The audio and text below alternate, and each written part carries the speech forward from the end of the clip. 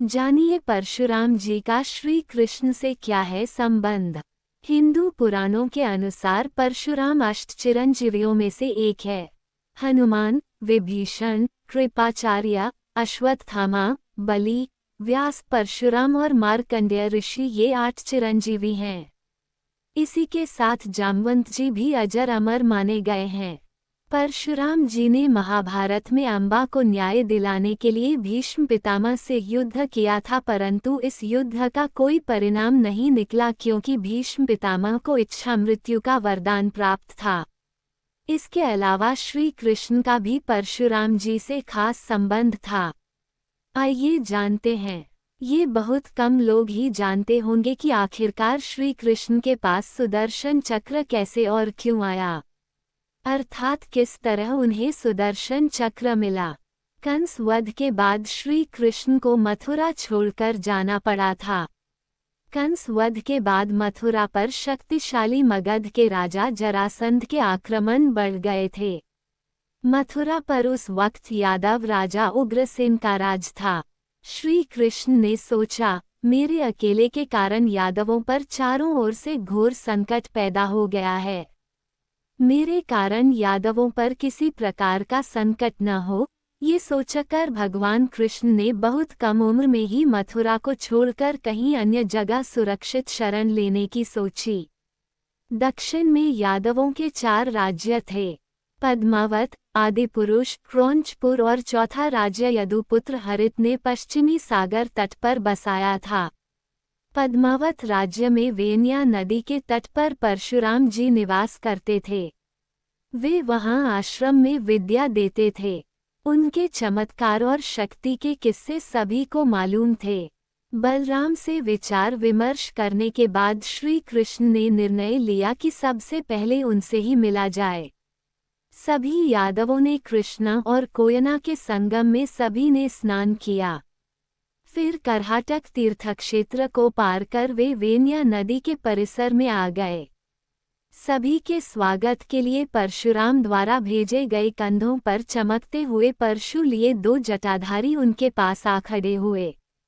यहाँ तक कि यात्रा में लगभग 1.5 माह बीत चुका था। आश्रम के प्रदेश द्वार पर भृगुश्रेष्ठ परशुराम और सांदीपनि उनके स्वागत के लिए खड़े थे। दोनों ने श्री कृष्ण और दाऊ को गले लगा लिया। आश्रम में परशुराम ने सभी को फलाहार खिलाया और सभी के रुकने और विश्राम करने की व्यवस्था की। विश्राम आदि के बाद परशुराम ने कहा कि श्री कृष्ण को गोमांतक पर्वत पर रहने की सलाह दी। गोमांतक पर्वत पार करके सोमनाथ का ज्योतिर्लिंग था और उसके पार लगभग 32 किलोमीटर दूर कुशस्थली थी, जिसे बाद में द्वारिका कहा गया। गोमांतक पर्वत यादवों के एक पड़ाव व एक सैन्य शिविर में बदल गया। वहां जरासंध की सेना ने हमला कर दिया और पर्वत के चारों ओर आग लगा दी। जैसे तैसे सभी यादव बच गए। इस विजय के बाद एक दिन श्री कृष्ण अपने भाई दाऊ और साथी विपृथु और कुछ गिने चुने यादवों के साथ परशुराम से मिलने गए और उनको जरासंध के आक्रमण का हाल सुनाया। श्री कृष्ण ने कहा कि उस निर्दयी ने गोमंतक जैसा अद्भुत पर्वत जला डाला। तब परशुराम ने कहा, हे श्री कृष्ण, मुझे तुम्हारी आंखों में अपना उत्तराधिकारी दिखाई दिया है, अतः मैं आज तुमको वह उपहार सौंपता हूँ जिसके तुम ही एकमात्र योग्य हो और जिसके बारे में मैं तुम्हें अपनी पहली मुलाकात में बताया था। अब वह समय आ गया है कि मैं तुम्हें वह सौंप दूँ। तब परशुराम जी ने धीरे धीरे अपनी आंखें बंद कर ली और कुछ मंत्र बुदबुदाने लगे। ऐसे मंत्र जो पहले कभी श्री कृष्ण ने भी नहीं सुने थे। तभी तेज प्रकाश उत्पन्न हुआ और संपूर्ण आश्रम प्रकाश से भर गया। जब प्रकाश मध्यम हुआ, तब उन्होंने देखा कि परशुराम की दाहिनी तर्जनी पर 12 आरों वाला वज्रनाभ गरगर घूमने वाला सुदर्शन चक्र घूम रहा है। उसे देखकर सभी चकित होकर भयभीत भी हो गए। परशुराम की तर्जनी पर घूमता चक्र स्पष्ट दिखाई दे रहा था। परशुराम ने नेत्र संकेत से श्री कृष्ण को नजदीक बुलाया और कान में कहा, प्रत्यक्ष ही देखो इस सुदर्शन चक्र के प्रभाव को। उन्होंने मंत्र बुदाते हुए उस तेज चक्र को प्रक्षेपित कर दिया और वह तेज गति से वेन्या नदी को पार कर आंखों से ओझल हो गया।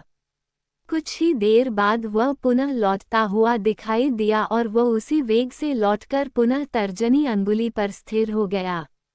परशुराम ने पुनः कुछ मंत्र बुदबुदाया और फिर वह जैसे प्रकट हुआ था वैसे ही लुप्त हो गया। तब परशुराम ने श्री कृष्ण को आचमन कराकर उनको सुदर्शन की दीक्षा देकर कहा, आज से मेरे इस सुदर्शन चक्र के उत्तराधिकारी तुम हो गए हो। हे वासुदेव, इसकी जन्म कथा तो तुम जानते ही हो। सबसे पहले ये शिव के पास था।